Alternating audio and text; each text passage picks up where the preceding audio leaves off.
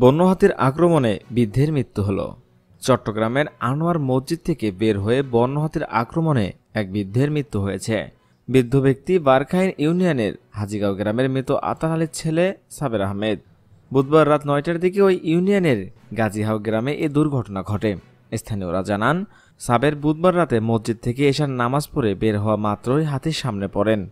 এ সময় হাতিটি সাবেরকে সুর দিয়ে উপরে তুলে আছাড় দেয়। এতে ঘটনাস্থলে মারা যান তিনি। বৃহস্পতিবার রাখাইন ইউনিয়ন পরিষদের চেয়ারম্যান হাসনাইন জলিল চৌধুরী জানান, বুধবার রাতে এই ঘটনা ঘটে। এই ঘটনার পর পুরো এলাকায় আতঙ্ক বিরাজ করছে।